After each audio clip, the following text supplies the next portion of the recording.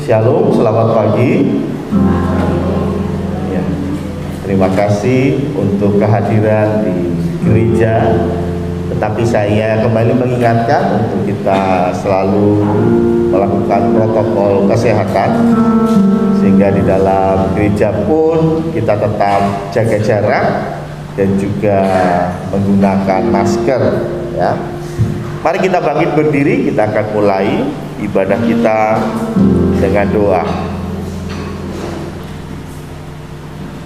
Pertolongan kita pada pagi hari ini datangnya dari pihak Allah, Allah yang menciptakan langit dan bumi beserta dengan segala isinya, Allah yang setia, yang tidak pernah meninggalkan pekerjaan tangannya. Turunlah atas kita sekalian kasih karunia dari Tuhan Yesus Kristus dan persekutuan oleh Roh Kudus. Amin. Silakan duduk.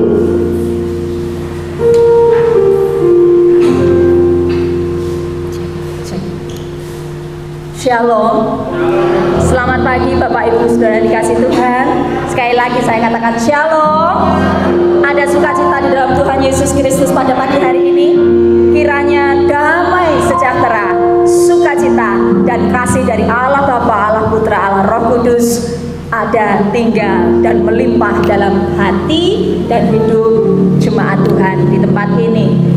Kalau kita ada di tempat ini bukan karena kekuatan kita, bukan karena gagah beraninya kita, tetapi semua karena anugerah Tuhan, karena kasih Tuhan yang meluber dalam hidup kita. Kita datang ke tempat ini bukan karena suatu kewajiban agama, tetapi karena kita cinta Tuhan, cinta Yesus Kristus yang sudah terlebih dahulu mencintai kita. Biarlah ibadah kita menjadi ibadah sebagai ucapan syukur, ucapan cinta kita kepada Tuhan lewat pujian, penyembahan, doa, dan kebenaran firman Tuhan yang boleh membangun dan menguatkan iman kita di dalam Yesus Kristus. Bapak Ibu, siap untuk menyatakan cinta kasih kepada Tuhan Yesus? Kalau hari ini Valentine saling mengucapkan kasih sayang dengan pasangan, dengan anak, dengan keluarga, tetapi hari ini bahkan tiap-tiap hari biarlah kasih sayang, cinta kita kepada Tuhan semakin luber. Gak cuma hari ini setahun sekali mengucapkan Tuhan aku cinta kau, tetapi biarlah tiap-tiap hari, tiap-tiap waktu di dalam skala kehidupan kita nyatakan Tuhan aku cinta kau, Yesus aku cinta kau. Kita bawa hati kita, hanya Tuhan yang layak ditinggikan. Kami siapkan hati kami ya Bapa kami di sorga, yang kami sembah di dalam nama Tuhan Yesus Kristus. Kalau kami melangkah ke dalam bait kudus-Mu, bukan suatu kewajiban agamawi yang kami lakukan, tetapi ada dorongan hati cinta kami yang luber kepada Tuhan Yesus. Kami mau bawa persembahan hidup kami, hati kami, pujian penyembahan kami, telinga kami, pikiran kami, dan seluruh aspek kehidupan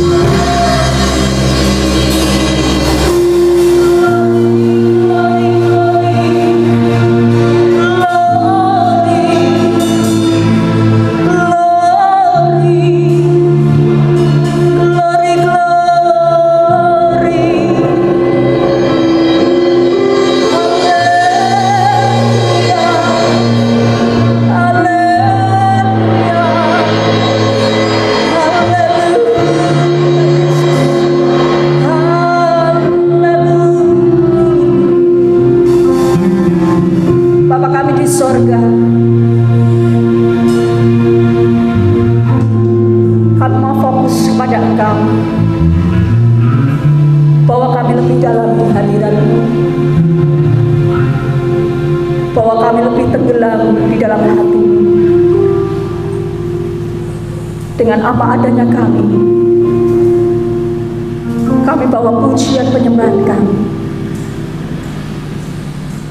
sebagai hormat, pengagungan, dan kemuliaan bagi nama-Mu. Terima kasih Tuhan. Kuasai setiap kami dengan kuasa Roh-Mu yang kudus. Kami mau meninggikan Engkau, kami mau memuliakan nama-Mu, karena Engkau adalah Allah yang layak kami tinggikan, kami agungkan. Di dalam berkat nama Tuhan kami Yesus Kristus, kami siap memuliakan nama Tuhan. Haleluya. Semua katakan amin. Beri kemuliaan kepada Yesus Kristus. Biarlah segala hormat dan kemuliaan hanya bagi Tuhan kita Yesus Kristus. Kita akan bangkit berdiri bersama-sama. Kita bawa sorak-sorai kita untuk nama Tuhan. Amin. Ada sorak-sorai buat Tuhan. Saya belum dengar semangatnya. Harus dapat angpau dari Tuhan Yesus ya. Kita mau siap untuk bersorak-sorai untuk memuliakan nama Tuhan. Amin. Mari kita mengucapkan pujian syukur kita kepada Tuhan. Datang pada Tuhan dengan sukacita, dengan sorak-sorai. Haleluya.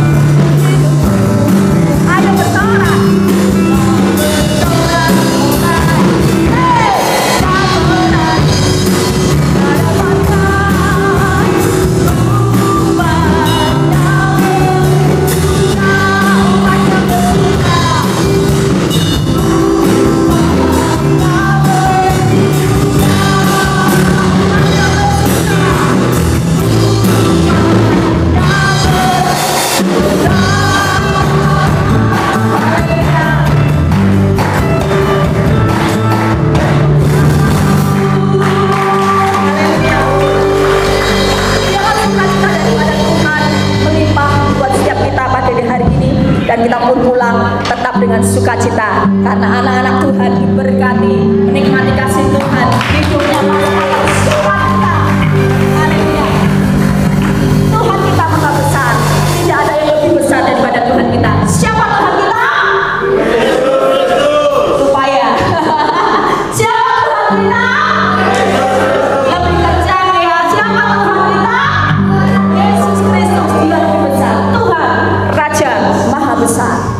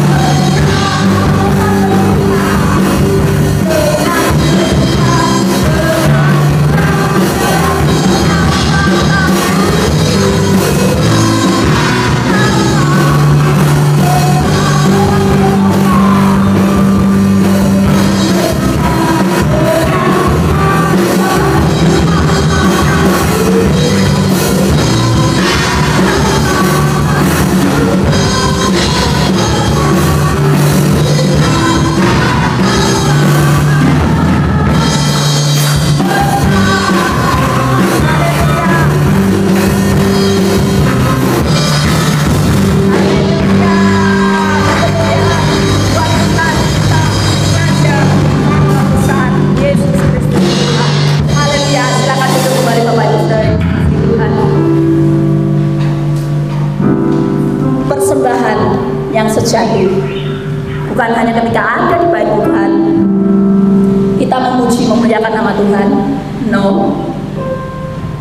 Persembahan yang sejati bukan hanya ketika kita ada di persekutuan mendengarkan firman Tuhan. No.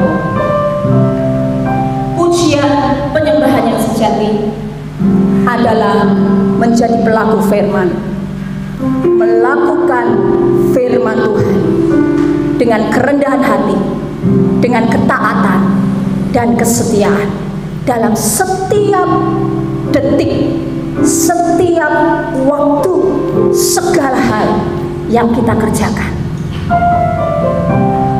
Mau masak, biarlah kita menyembah Tuhan supaya masakan kita menjadi berkat bagi orang yang menikmatinya. Mau kita bekerja, biarlah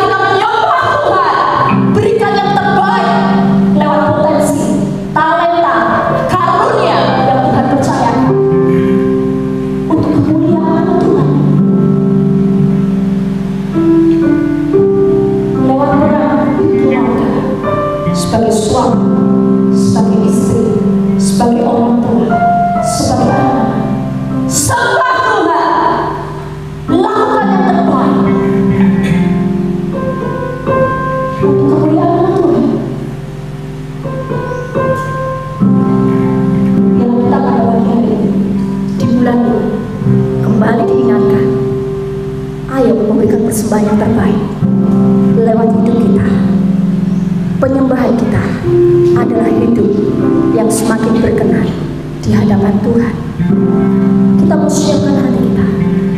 Tuhan kan mau mendengar firman, berbicara kepada setiap kami melalui hamba yang sudah Kau utus di tengah-tengah kami untuk menyampaikan warta Injil kebenaran Kristus yang menjadi dasar yang kuat di dalam iman kami berdua. Biarlah pikiran kami fokus mendengarkan yang benar, firman yang hidup yang dari Allah. Kami mau tutup fokus telinga kami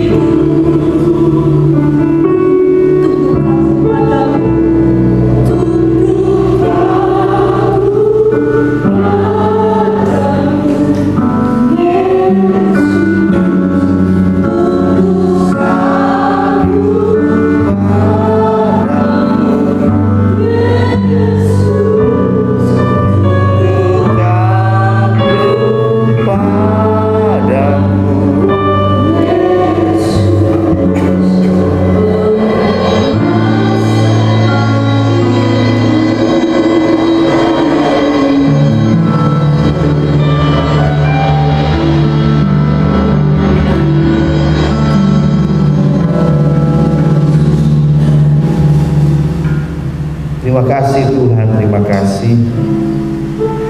Karena hari ini kami diingatkan melalui pujian-pujian yang sudah kami nyanyikan, mempersembahkan hidup kami sebagai persembahan yang hidup, yang berkenan kepada Tuhan. Terima kasih untuk kesempatan kami bisa berada di gereja Tuhan. Kami bersyukur Tuhan. Kami juga bersyukur ketika kami yang menyaksikan secara online. Tentunya kuasa Tuhan tidak terbatas. Dan biarlah pujian ini sudah mempersiapkan hati kami, sehingga hati kami siap mendengarkan firman Tuhan. Engkau sendiri akan berbicara, Engkau pakai hamba-Mu yang sederhana, yang kecil sebagai perpanjangan dari firman Tuhan yang besar. Terima kasih Tuhan. Hanya di dalam nama Tuhan Yesus Kristus kami berdoa. Amin. Shalom. Selamat pagi dan juga selamat sore untuk yang akan menyaksikan ibadah online. Terima kasih untuk tim PAW yang sudah memimpin kita dalam puji-pujian. Saya lepas saja karena saya sendirian di depan ya. Dan sebelum masuk ke dalam tema firman Tuhan, izinkan saya untuk menyampaikan selamat hari raya Imlek bagi yang merayakan. Gong Sifat Coy, Gong Sifat Cai ya, itu ya. Selamat hari raya Imlek ya.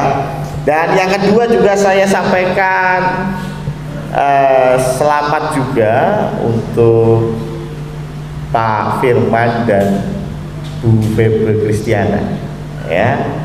Karena hari ini tanggal berapa? 14 Februari ya. Hari apa? Hari Minggu, mantap ya. Hari Minggu, boleh hari Minggu ya. Selain hari Minggu, hari apa? Hari Valentine. Mungkin Steve tidak mau mengingat-ingat karena jomblo ya. Tapi selain dari Valentine, hari ini adalah hari apa? Hari pernikahan, hari ulang tahun pernikahan dari Mas Firman dan Mbak Kris. Kita kasih aplaus. Haleluya ya. Tapi kok aneh ini duduknya pisahan ini karena PSBB atau gimana ya? Ya, selamat ya untuk hari pernikahan ya, dan juga tentu hari Valentine hari ini ya. Ternyata mereka berdua dulu sudah setting kapan nih nikahnya, tanggal 14 saja ya, pas hari Valentine ya. Oke, dan hari ini kembali kita merayakan cinta ya, karena saya sudah bilang dari minggu kedua sebelum ini bahwa cinta pasti memberi ya. Memberi belum tentu cinta, tapi cinta pasti memberi. Dan karena itu Februari kita bicara tentang persembahan ya. Dan minggu ini temanya adalah persembahan sulung ya, persembahan buah sulung. Apa itu ya? Nah, di dalam konteks Amsal 3 ayat yang ke-9, mari kita buka Amsal 3 ayat yang ke-9. Di sini yang biasanya dijadikan titik acuan ya, bahwa Amsal 3 ayat 9 berkata, muliakanlah Tuhan dengan hartamu. Minggu lalu kita sudah bicara bahwa persembahan tidak selalu harta, betul ya, duit nggak selalu ya. Bahkan duit itu sebetulnya juga ya baru-baru ini kita kenal gitu ya. Dulu nggak ada duit, dulu barter. Tetapi Amsal 3 ayat 9 berkata, muliakanlah Tuhan dengan hartamu, harta kita ya. Jadi ini lebih spesifik, ini melepas persembahan dengan tenaga kita, pikiran kita nanti itu ya. Tapi sekarang kita fokus memuliakan Tuhan dengan harta kita itu dulu ya. Dan selanjutnya dikatakan, dan dengan hasil pertama dari segala penghasilanmu. Hasil pertama dari segala penghasilanmu ya. Ada beberapa hamba Tuhan yang mentafsirkan ini dengan persembahan buah sulung, ya, yaitu mempersembahkan seluruh penghasilan kita, bukan hasil pertama. Terus gimana? Ya, gaji pertama. Jadi gaji pertama itu dipersembahkan segalanya untuk memuliakan Tuhan. Ini kalau teks ini ditafsirkan kurang lebih begitu, ya. Jadi hasil pertama kita, gaji pertama kita berikan kepada Tuhan untuk memuliakan Tuhan, ya. Nah, kapan itu? Ya, Nehemia 10 ayat 35. Nehemia 10 ayat 35 menarik. Lagi pula setiap tahun kami akan membawa ke rumah Tuhan hasil yang pertama dari tanah kami dan buah sulung segala pohon. Ya, dikatakan bahwa setiap tahun, sehingga ketika Amsal 3 ayat 9 tadi digabung dengan Nehemia 10 ayat 35, hasilnya adalah setiap tahun seluruh hasil dibawa ke rumah Tuhan untuk memuliakan Tuhan. Ada amin? Yakin ya? Jangan terlalu cepat ngomong amin, ya, pikir dulu, ya. Apakah betul setiap tahun berarti harus bawa seluruh hasil pertama kita ke rumah Tuhan? Permasalahan ini jadi kompleks ketika perkembangan budaya. Kalau gajiannya setiap hari atau harian gitu, ya, setiap hari mangkat kerja dibayar, berarti hasil pertama itu tanggal 1 Januari. Apa yang didapat di tanggal 1 Januari bawa ke rumah Tuhan. Enteng ya, Lah kalau gajiannya mingguan, ya toh? Mingguan, ya, saben minggu bayaran, gitu. Saben minggu bayarannya mingguan, berarti minggu pertama dibawa ke rumah Tuhan. Itu yo oke lah, masih gampang. Lain agak sulit kalau yang gajian bulanan. Nah, terus sebulan penuh, bulan Januari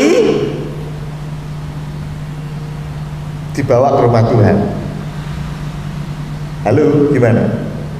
Ada amin? Wah, mendingan harian, Mas, ya. Budi langsung oke, saya harian aja. Fix harian, ya. Kalau harian gampang karena hanya tanggal 1 Januari. Lah nek bulanan lebih parah lagi kalau gajinya dividen alias tahunan. Setahun sekali baru dapat hasil. Ayo. Berarti setahun semuanya kasihkan, tahun depan gajian kasihkan semua, mangan opo terusan. Ya, jelas ya. Lah terus gimana? Sebetulnya ini tidak boleh dilepaskan dari Imamat 23 ayat 10. Ya. Imamat 23 ayat 10 berkata demikian. Berbicaralah kepada orang Israel dan katakan kepada mereka, apabila kamu sampai ke negeri yang akan kuberikan kepadamu dan kamu menuai hasilnya, maka kamu harus membawa seberkas hasil pertama dari penuaianmu kepada imam. Jadi nggak semua, guys. Kalau semua makan apa? Oh, jangan khawatir. Ketika kau mempersembahkan kepada Tuhan, Tuhan akan buka tingkap langit. Ya, saya setuju. Amin. Tetapi bagaimana menjelaskan Imamat 23 ayat yang ke-10? Jelas dikatakan harus membawa seberkas. Bahkan tidak disinggung 1/10. Maaf. Banyak gereja agak suka menyinggung masalah persembahan. agak sungkan menyinggung masalah perpuluhan. Biasanya yang menyampaikan khotbah perpuluhan sopo pendeta tamu, betul ya. Nek gembalanya sendiri ngomong perpuluhan kok ketoke piye gitu ya. Gembalanya sendiri ngomong masalah persembahan kok kayaknya gimana begitu. Sungkan.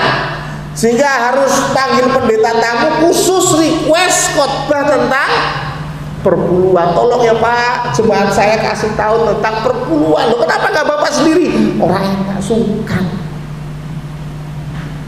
Kalau bicara perpuluhan, tadi kayaknya ada Pak Eko ya. Pak Eko, minggu depan Steve tugas musik ya? Tidak, haleluya, berarti minggu depan ada khotbah ya. Kenapa saya tiba-tiba teringat? Karena minggu depan itu khotbah perpuluhan ya. Minggu depan temanya perpuluhan. Pas kita ada pendeta tamu ya.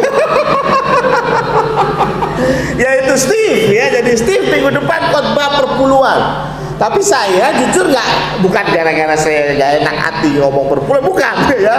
Kebetulan ada Steve saja ya, puji Tuhan, Tuhan kirim ya.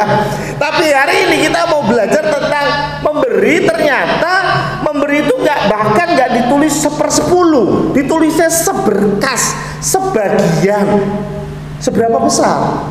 Terserah. Lah, kalau yang tadi di Nehemia 10 ayat 35 gimana? Ini statement mereka sendiri.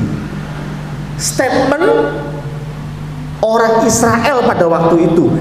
Kami akan membawa. Jadi kan mereka sendiri yang janji toh. Betul gak? Kami akan membawa ke rumah Tuhan seluruhnya. Ya udah. Kalau memang mau dibawa ke rumah Tuhan seluruhnya, silakan. Tapi kalau mau seberkas juga boleh. Jadi Tuhan tidak kasih aturan berapa banyak Anda memberi. Beda dengan perpuluhan, namanya saja perpuluhan. Ya hitungannya 1/10. Kalau bukan 1/10 namanya bukan perpuluhan. Dan ini bicara tentang buah sulung. Buah sulung bukan perpuluhan. Karena itu ya silakan. Mau dibawa semuanya atau mau dibawa sebagian, silakan. Karena apa? Karena persembahan seperti yang minggu kemarin kita belajar, itu yang penting bukan barangnya, bukan persembahannya, tapi siapa yang memberikan persembahan. Anda mau kasih persembahan seluruh gajimu, tapi hidupmu nggak benar. Minggu lalu saya singgung Kain dan Habil. Kain mempersembahkan, Habil mempersembahkan. Yang diterima persembahannya siapa? Habil. Kain nggak diterima. Ternyata karena Kain itu jahat. Jadi Tuhan tidak berbicara tentang berapa yang kamu berikan kepada Tuhan, tetapi Tuhan lebih melihat siapa yang memberi. Ya. Jadi ini bicara tentang persembahan sulung, persembahan yang terbaik. Sulung itu artinya terbaik. Nah, kemudian ada muncul pertanyaan, sebetulnya kenapa sih Tuhan kok ingin kita memberikan persembahan? Bahkan kalau lagi bercanda ya, lagi bercanda. Kalau pengen punya istri banyak, jadilah orang Islam. Kalau pengen duitnya sedikit, jadilah orang Kristen. Loh kenapa? Pajaknya banyak. Loh kenapa? Karena kita ini 10%. Kalau Muslim kalau nggak salah zakat itu cuma 2,5%. Oh ayo, siapa mau korting ya? Kita ini paling gede. Bahkan kalau nanti digali lagi Alkitab, minggu depan pasti dijabarkan oleh Steve, 10% itu hanya perpuluhan. Ada banyak lagi persembahan-persembahan lain di luar perpuluhan. Pajaknya gede. Bahkan persembahan sulung sendiri di luar perpuluhan. Ya. Pertanyaannya kenapa sih kok Tuhan ingin kita memberikan harta kita? Kenapa Tuhan ingin kita memuliakan Tuhan dengan harta kita? Rupanya ketika saya baca Alkitab, ada banyak sekali Alkitab menggambarkan bahwa harta atau uang itu jadi musuh utama dalam perkara penyembahan kepada Tuhan. Makanya Tuhan Yesus juga bilang kamu gak bisa menyembah Tuhan Allah dan juga menyembah Mamon. Mamon itu simbol duit, simbol harta.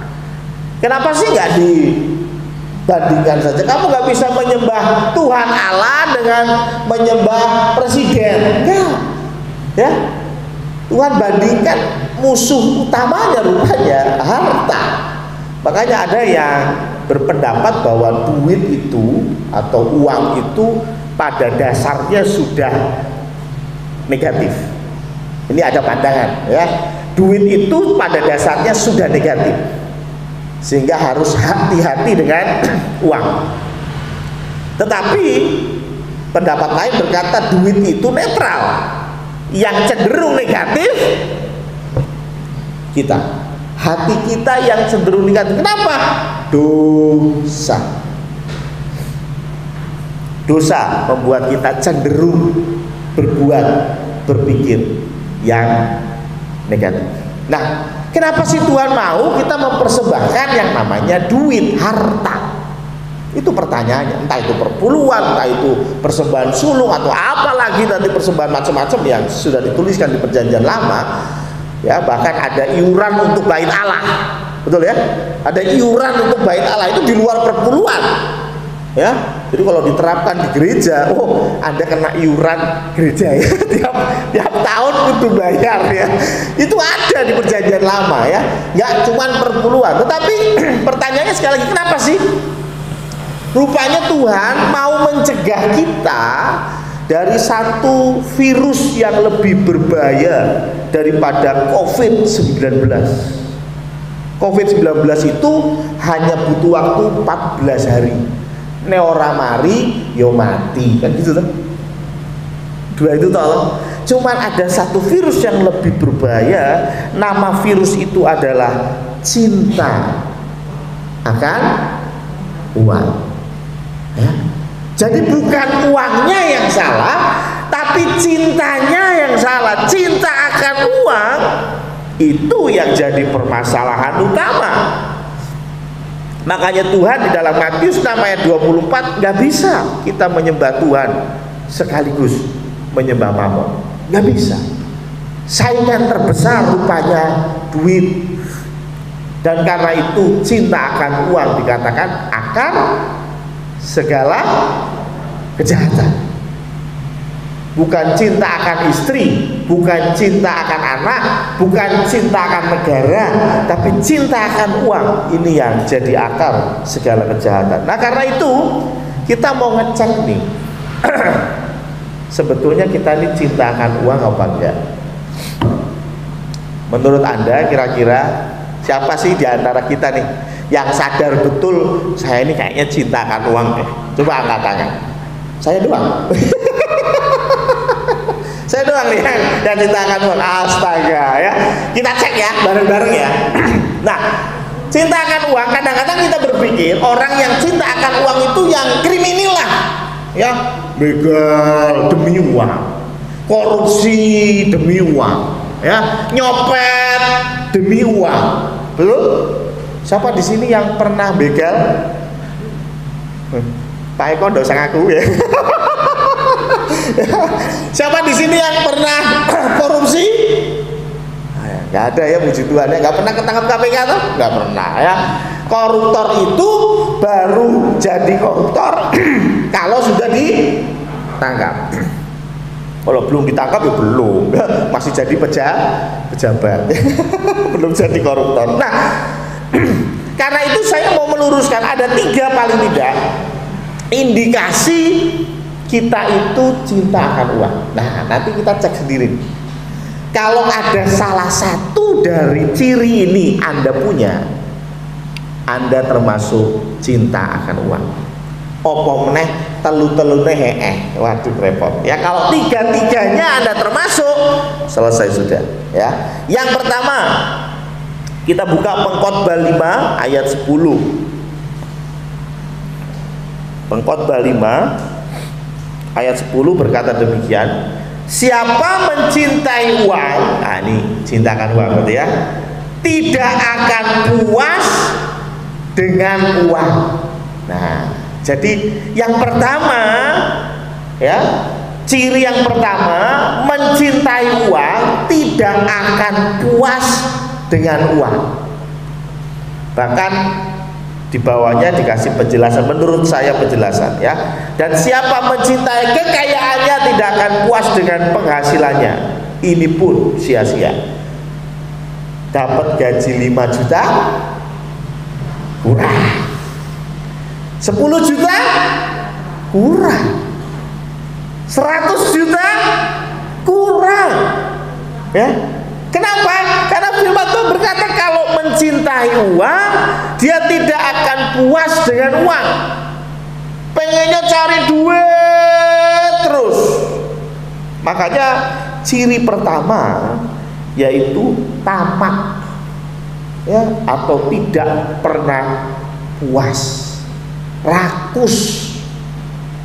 Ini ciri pertama cinta akan uang. Coba pikirkan diri kita sendiri, gak usah nunjuk sebelah, gak usah nunjuk suami, nunjuk istri, gak usah. Tapi coba cek kita, apakah kita puas dengan pendapatan kita? Apakah kita puas dengan apa yang kita hasilkan dalam pekerjaan kita? Oh, gak puas, loh gaji saya belum UMR Pak Pendeta. Masa sih harus puas loh? Tingkat puas itu bukan bicara tentang berapa nominal. Tingkat puas adalah ketika kau bisa bersyukur, maka itu kau puas. Ya, gampang ya. Ketika kau dapat penghasilan 1 juta rupiah, buka lalu bilang puji Tuhan, Tuhan memberkati saya. Saya mau bilang engkau puas. Tapi engkau punya 100 juta dibuka, dapat kok cuma 100 juta, berarti belum puas. Jadi ketika engkau mendapat sesuatu penghasilan dalam kasus ini, apakah engkau puas? Ya. Kalau engkau mau lebih lagi, firman Tuhan bilang tidak akan puas dengan uang. Tidak akan, itu mau nominal seberapapun kau punya, tidak akan selesai. Hausmu tidak akan hilang, terus pengen minum sampai kembung. Jadi yang pertama, ciri daripada orang yang cinta uang adalah tamak, rakus, ya, tamak, tidak pernah puas. Yang kedua, ini saya ambil dari kisah Lukas 12. Cerita ini menarik karena Lukas 12 itu bicara tentang orang kaya yang bodoh, ayat yang ke-13. Lukas 12 ayat 13 sampai seterusnya. Ini menarik ya. Saya akan bacakan untuk kita semua. Lukas 12 ayat 13. Seorang dari orang banyak itu berkata kepada Yesus, "Guru, katakanlah kepada saudaraku supaya ia berbagi warisan dengan aku." Jadi rupanya ini ada perselisihan keluarga. Rupanya orang ini berselisih dengan saudaranya masalah warisan, gitu ya. Kemudian nyuruh Tuhan Yesus, "Tuhan, tolong omongin tuh saudaraku." Kira-kira disuruh ngomong apa? Ya tolong ditambahi, kan ngono toh. Orang mungkin kon ngurangi, ya enggak mungkin Tuhan kasih tahu mas saya supaya kakak saya kasih tahu kakak saya supaya warisannya dipek dia semua aja. Ya enggak mungkin lah. Pasti seorang ini berkata dan protes kepada guru, kepada Yesus itu supaya dia tambah dapat warisan, gitu ya. Bukan berkurang warisannya, apalagi kehilangan warisan, tapi dia pengen dapat lagi.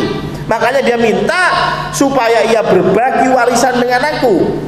Makanya jawaban Yesus jelas. Tetapi Yesus berkata kepadanya, saudara, siapakah yang telah mengangkat aku menjadi hakim atau pengantara atas kamu? Gamanya gini, guru, tolongi aku dong. Aku berselisih paham nih tentang warisan dengan kakakku. Terus Tuhan Yesus bilang, lah kok nyimut? Kok enak men aku sih ngomong beresin. Nah kenapa Tuhan Yesus gak mau? Karena Tuhan Yesus tahu motivasi dari orang ini, karena dia gak pernah puas. Dia dapat warisan separuh, mintanya 60%, dapat 60%, mintanya 70%, begitu ya. Aturannya anaknya 2 dapat separuh 50%. Oh, aku sih ngopeni bapak, sampai bapak gak ono ki aku sih ngopeni. Mosok aku jatahe padha mbek masku. Sing ora tahu jenguk. Lu bapak ki nang rumah sakit, aku sing ngeterno. Numpak taksi, numpak Grab, duitku. Tekan kono nebus obat, duitku. Lah kok pas omahe dibagi, aku mau ngentuk separuh. Betul apa betul? Biasanya begitu ya. Berarti kan dia protes karena pengen lebih. Nah, sing ngopeni bapak sampai sedoknya aku loh. Sing ngopeni ibu sampai sedoknya aku. Ini yang sering terjadi, dan kadang-kadang kita berpikir loh itu kan wajar. Kita nggak begal, kita nggak korupsi, itu bukan cinta uang. Tapi rupanya di dalam kacamata Tuhan Yesus ini masuk tamak, ini masuk nggak puas, tidak pernah puas. Nah, ayat yang ke-15 berkata, katanya lagi kepada mereka, berjaga-jagalah dan waspadalah terhadap segala ketamakan. Nah, Tuhan singgung lagi ketamakan.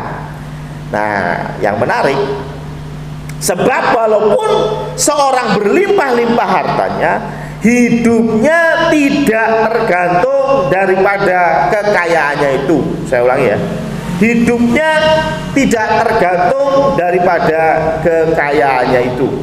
Simpan dulu kalimat ini, terus saya lanjutkan ceritanya. Kemudian ia mengatakan kepada mereka suatu perumpamaan, katanya, ada seorang kaya, tanahnya berlimpah-limpah hasilnya. Ia bertanya dalam hatinya, apakah yang harus aku perbuat? Sebab aku tidak mempunyai tempat di mana aku dapat menyimpan hasil tanahku. Lalu katanya, inilah yang akan aku perbuat. Aku akan merombak lumbung-lumbungku dan aku akan mendirikan yang lebih besar. Dan aku akan menyimpan di dalamnya segala gandum dan barang-barangku. Sesudah itu, aku akan berkata kepada jiwaku, jiwaku, ada padamu banyak barang tertimbun untuk bertahun-tahun lamanya. Beristirahatlah, makanlah, minumlah, dan bersenang-senanglah. Tetapi firman Allah kepadanya, hai engkau orang bodoh, pada malam ini juga jiwamu akan diambil daripadamu. Dan apa yang telah kau sediakan untuk siapakah itu nanti? Demikianlah jadinya dengan orang yang mengumpulkan harta bagi dirinya sendiri, jikalau ia tidak kaya di hadapan Tuhan. Yang menarik, saya bilang, orang kaya ini berbuat jahat enggak? Dia nyuri ya? Enggak loh.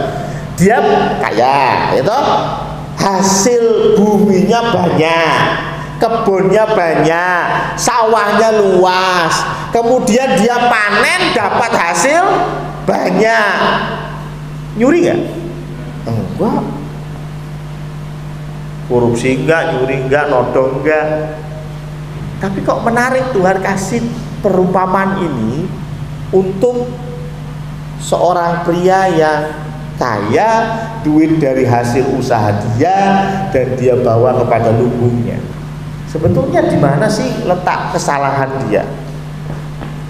Letak kesalahan dia yang ayat 15 tadi. Hidupnya tidaklah tergantung daripada kekayaannya itu. Jadi kesalahan orang ini adalah dia menggantungkan hidupnya pada harta. Jadi ciri kedua orang yang cinta uang, menggantungkan hidupnya pada kekayaan. Nek orang duit kayak langit runtuh. Siapa di sini yang pernah merasakan gak punya duit? Oh, cuma saya toh. Pernah ya? Pernah ya? Pernah dan masih. Wah, luar biasa ya. Kalau pernah masih mending ya. Pernah dan masih itu perlu tumpang tangan khusus ya. Ya, ketika kita berada dalam posisi nggak punya duit, perhatikan, apakah kita merasa ingin mati saja? Karena hidup kita bergantung pada duit. Duit gak ada, hidupku pun hilang. Ada banyak orang kaya menggantungkan hidupnya pada kekayaannya. Ada orang yang bunuh diri karena hartanya yang tadinya 1 triliun merosot jadi 1 miliar, terjun dari lantai 35 mati. Padahal duitnya masih 1 miliar. Ya memang sih duit dia tadinya 1 triliun terus bangkrut jadi 1 miliar. Cuma nek dhewe pikir, aku ora tau demek kowe sewang 1 miliar itu. Dan dia punya uang tinggal 1 miliar, stres, terjun. Loh, aneh. Karena dia menggantungkan hidupnya pada uang. Nah, coba perhatikan. Kita menggantungkan hidup kita pada apa? Cara ngeceknya gampang tadi itu. Ketika Anda tidak punya uang, bagaimana Anda menikmati hidup Anda? Harusnya kalau engkau tidak punya Kristus, engkau merana. Bukan gak punya uang, engkau merana. Betul? Amin. Ya, tapi banyak orang gak punya uang, merana. Saya senang dengan Steve, ya, selalu ceria, apalagi kalau Pak Parjo buka di depan, wah haleluya, senyum sekali ya. Padahal saya tahu dompetnya kosong. Ya, saya pernah mau pinjam uang sama Steve, pinjam uang, mau beli bensin, saya nggak bawa uang. Terus langsung dia bilang, oh butuh berapa bapak? Ya. Kamu punya duit banyak? Punya, yang dari bapak tadi. Sama aja. Berarti duitnya dia awalnya 0 ya. Terus saya kasih punya duit dia. Berarti kan aduh mama mia ya rupanya. Tapi yang saya senang apa? Tidak merenggut kebahagiaan. Betul? Makanya Tuhan suruh kita apa? Lihat tuh anak kecil. Anak kecil itu gak punya duit loh. Dulu kita itu sang, saya masih ingat dulu SD dikasih uang saku 100 rupiah sehari. Ya, 100 rupiah 1 hari. Coba bayangin ya. Itu pun dimasukin ke celengan karena ibu saya mengajarkan untuk menabung, tapi kedagingan saya mengajarkan untuk mencongkel tabungan itu ya. Jadi tabungannya, celengannya nggak pernah penuh. Wah itu mujizat ya, ibu saya sampai bingung. Kita bendino nyelengi orang kebak-bak iblis. Karena tiap ibu saya sudah pergi dicongkel lagi. Wah 100 rupiah, ayo keluar ya. Ya ini yang penting anak kecil itu kan nggak pernah berpikir nggak punya duit. Tetapi kita sekarang udah nggak punya duit, bukannya nggak punya. Kemarin kita bicara tentang penny cross sama tokos, masih ingat ya? Gak punya duit belas sama masih punya dikit-dikit lah ya. Kita masih penny cross itu kita masih punya, tapi memang sedikit ya. Itu saja sudah bingung ya. Ketika saldo di ATM tinggal 1 juta sudah bingung. Siapa di sini yang ATM-nya tinggal 1 juta bingung? Ada ya. Ya bingung nggak apa-apa, tapi jangan sampai merasa hidup ini berakhir ketika tidak ada uang. Karena hidupmu bukan di tangan duit, tapi hidupmu di tangan Tuhan. Ciri ketiga, Siri kedua kayaknya lolos ya, kita aman semua. Siri kedua kayaknya aman juga ya, karena memang nggak pernah kehabisan duit ya. Nah, ciri ketiga ini yang biasanya banyak yang masuk ini ya. Matius 6 ayat 21. Ini terkenal ya, Matius 6 ayat 21, di mana iya, di mana hartamu berada, di situ juga hatimu berada. Ya. Ciri ketiga ini kalau saya penjelasan saya begini. Kalau gampangannya ya, mau berbuat dosa demi uang. Ya. Hati itu hanya dua kiblatnya, dosa dan Allah. Kan gitu toh. Kita ini kalau nggak jadi anak Allah, ya anak setan sudah, nggak ada tengah-tengah, gitu ya. Jadi hati ini ya hanya dua, mau taat Tuhan sama tidak taat, selesai, ya. Nggak ada tengah-tengah, nggak ada. Bahkan firman Tuhan berkata kalau kita suam-suam kuku malah dilepeh, waduh tambah nggak karu-karuan. Nah, dikatakan bahwa di mana hatimu berada, hartamu berada, di situ hatimu berada. Jadi konteksnya adalah masalah hati, masalah cara kita memandang dosa. Jadi kalau kita mau berbuat dosa demi uang, hati-hati loh. Mau berbuat dosa demi uang, maka kita sebetulnya cinta uang. Mungkin nggak sadar, tapi sebetulnya cinta uang. Jangan dipikir bicara tentang demi uang itu hanya masalah dapat uang, tidak. Tapi siap berdosa demi nggak kehilangan uang. Ada, tidak mau bayar pajak. Nah, itu kan berarti siap berbuat dosa supaya tidak kehilangan uang, atau berbuat dosa demi mendapat uang. Kita nggak usah bicara yang muluk-muluk lah. Siapa di sini yang kalau ke warteg pakai konsep telu limo? Tahu telu limo? Bayare telu, jupuke limo, ya. Ya, itu teori telu limo ya. Jadi jupuke bayare telu, jupuke limo. Sapa? Ayo ngaku, ya toh. Weh, kok aku meneh ya toh. Ya, loh, jujur ketika dulu saya jujur lah ya, ketika dulu masa-masa SMA kuliah ya, dana terbatas, kadang-kadang kita begitu, betul nggak? Ya. Cukup mendoan telu bayar. Kira mendoane 2.000 ya. Padahal jupuke jelas-jelas telu. Astaga. Loh, bukan masalah harga mendoan cuma Rp1.000, bukan itu masalahnya. Tapi engkau sudah berani berbuat dosa demi uang. Kelihatannya sepele, tapi engkau itu sudah termasuk cinta uang. Kelihatannya sepele ya, cuma Rp1.000 ya. Ada banyak hal yang terkadang kita lakukan, kita nggak sadar bahwa kita sebetulnya juga termasuk di dalam cinta uang. Ya. Sekali lagi nggak usah yang besar-besar, yang kecil-kecil sajalah. Ya. Kalau kita belajar tentang memberi, maka Tuhan sebetulnya ingin mengajarkan kita jangan cinta uang. Cobalah kita cek hati kita masing-masing. Apakah kita sampai-sampai mau berbuat dosa demi uang? Ya.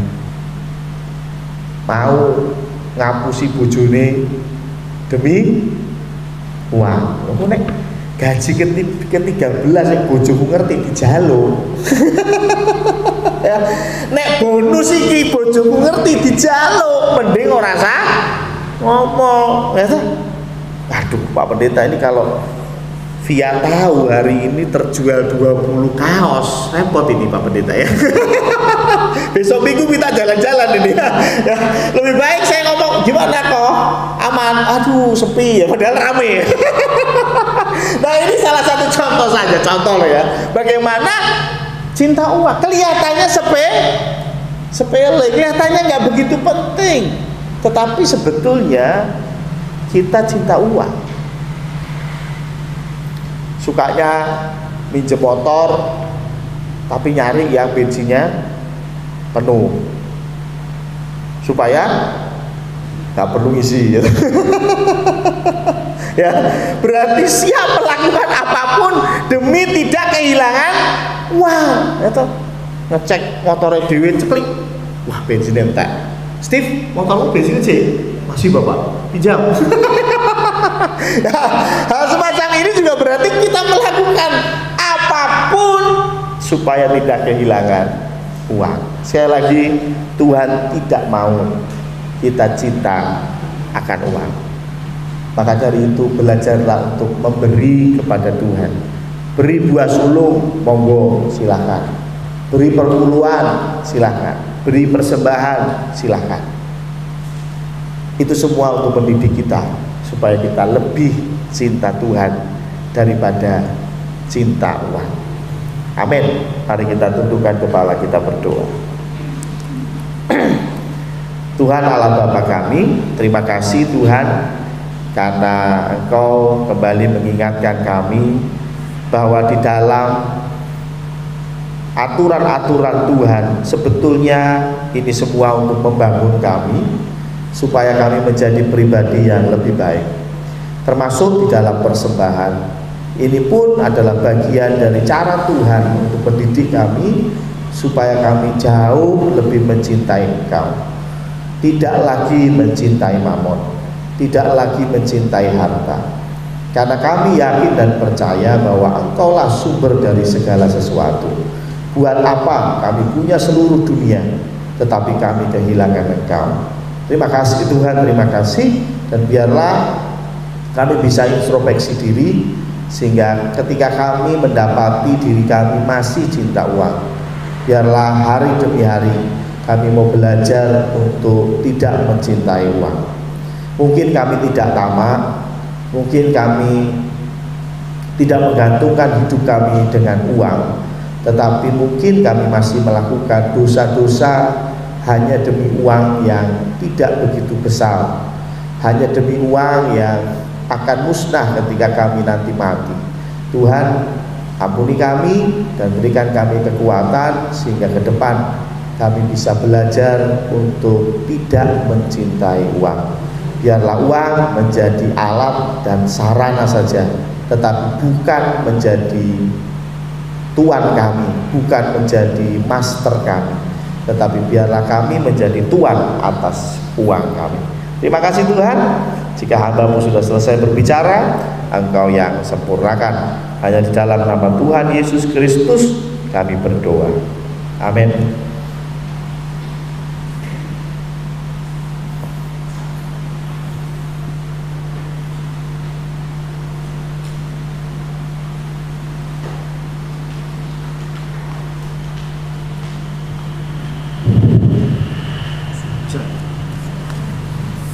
Mari Bapak Ibu jemaat yang dikasihi oleh Tuhan, mari kita akan bersama-sama menyatukan hati kita. Kita akan membawa doa syafaat kita ke dalam tangan Tuhan.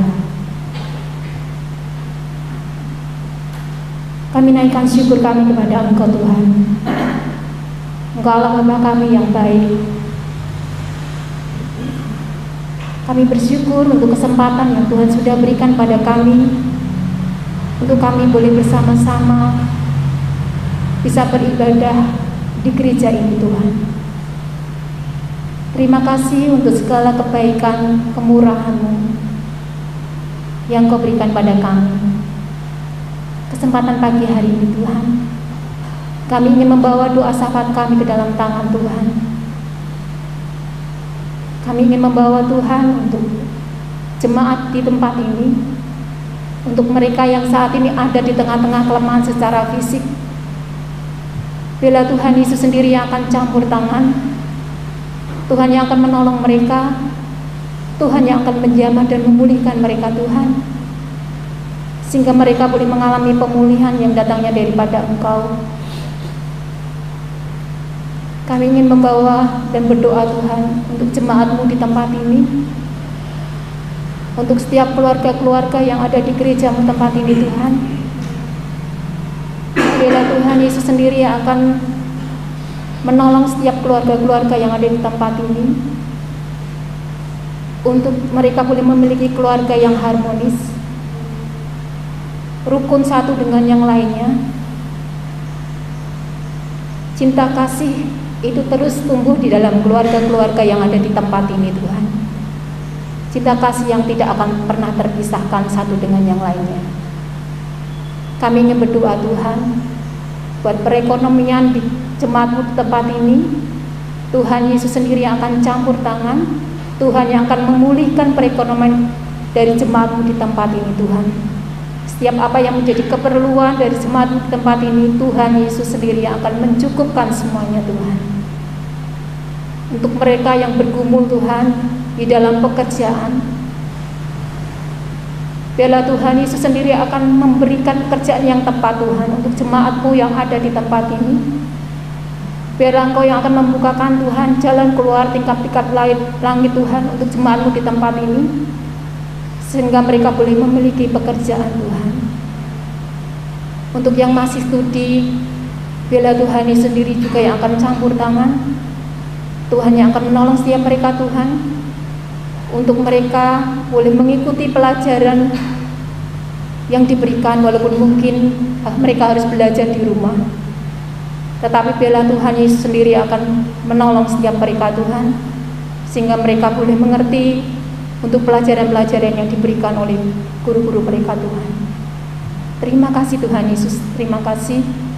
Kami juga ingin membawa Tuhan untuk panitia yang baru Tuhan.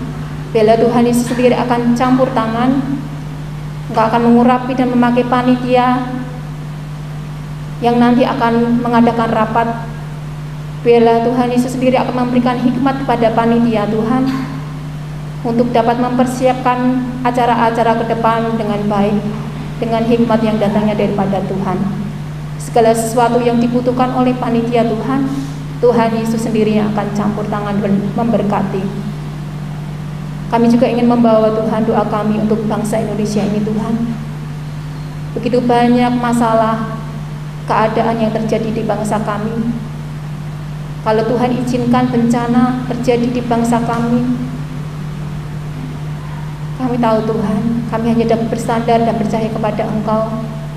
Engkau yang akan memulihkan bangsa kami Tuhan.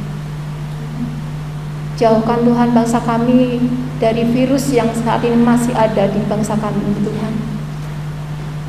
Pulihkanlah Tuhan bangsa Indonesia ini. Engkau memakai pemimpin bangsa kami Tuhan, untuk dapat mengambil tindakan yang tepat, untuk dapat mengatasi situasi dan kondisi yang terjadi di bangsa kami ini. Terima kasih Tuhan, terima kasih. Inilah doa kami Tuhan, permohonan kami, yang kami mau serahkan hanya di dalam nama Tuhan kami, Yesus Kristus. Haleluya, amin. Bapak Ibu Saudaraku yang terkasih, mari kita akan menyimak warta yang sudah kita dapatkan untuk ibadah Minggu sore sudah digabung pada Minggu hari ini.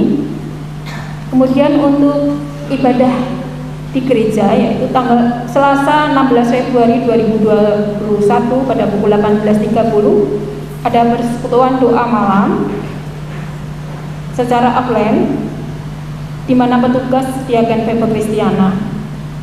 Untuk Rabu 17 Februari 2021 pada pukul 5 sore, persekutuan wanita Kristen secara online, di mana firman Tuhan akan disampaikan oleh Diaken Kristiana SW. Kemudian hari Kamis 18 Februari 2021 pada pukul 18.30 ada persekutuan pria Kristen secara online, di mana firman Tuhan akan disampaikan oleh Pendeta Samuel Priyo Utomo.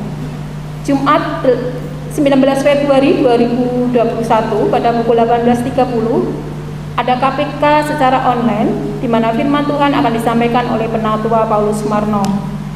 Sabtu 20 Februari 2021 pada pukul 9 pagi, persekutuan doa pagi secara online, di mana firman Tuhan akan disampaikan oleh Diaken Suharti. Untuk minggu depan, untuk ibadah yang pertama, Minggu 21 Februari 2021 pada pukul 6.30, asar oleh Bapak Ibu Purwoko Budi Gunawan, pujian oleh Bapak Budi, kemudian LCD oleh Saudari Rima Sanda, firman Tuhan akan disampaikan oleh Pendeta Samuel Priyo Utomo, pengumuman dan doa oleh Ibu Sugeng Priyono, kemudian musik Saudari Veronica, Saudara Dian, dan Bapak Andrianto. Untuk warta khusus, kami mengundang seluruh panitia JA50 untuk hadir dalam rapat panitia pada hari ini, Minggu 14 Februari 2021 setelah ibadah pagi.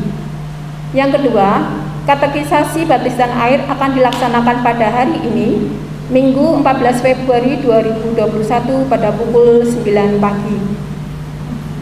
Kami keluarga besar GIA Condrokusumo turut berempati atas dipanggil pulangnya Ibu Sutiah Prawiro Suharno, Ibunda dari Pendeta Yeremia Suyono, pada hari Kamis 11 Februari 2021. Kiranya keluarga yang ditinggalkan senantiasa diberikan kekuatan dan penghiburan dari Tuhan.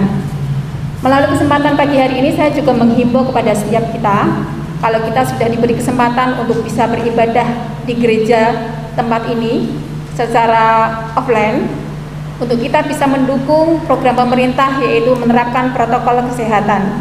Jadi setiap kita wajib menggunakan masker. Ya, untuk masker bisa kita pakai, kemudian mencuci tangan yang sesuai diterapkan oleh peraturan yang ditetapkan oleh pemerintah. Terima kasih, Tuhan memberkati.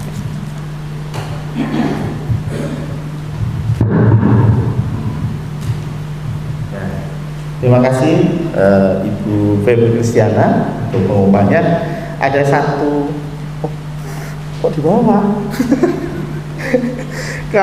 Ada satu tambahan, yaitu jadi minggu lalu perpuluhan dihitung, tapi rupanya ada miss gitu ya. Jadi perhitungannya itu ada selisih 50.000. Nah, pertanyaannya ini punya siapa gitu ya. Nah, mungkin ada yang laporannya kurang tepat, jadi membantu bendahara juga untuk rekap. Jadi tolong beritahu kami ya, saya boleh atau Bu Harti boleh, Bu kayaknya ini laporan perpuluhannya keliru. Nah, itu nggak apa-apa ya, karena memang ini selisih kemarin. Jadi sekali lagi mohon maaf, tapi juga saya minta bantuannya kalau ada yang merasa kurang pas dengan nominalnya, bisa sampaikan ke saya atau Bu Harti.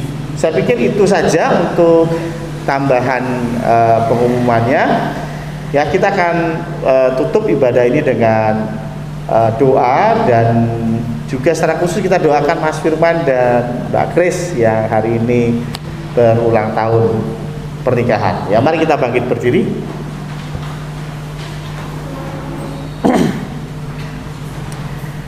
Tuhan Allah Bapa kami, terima kasih karena Engkau sudah memimpin kami dari awal, pertengahan, hingga pada akhir ibadah ini.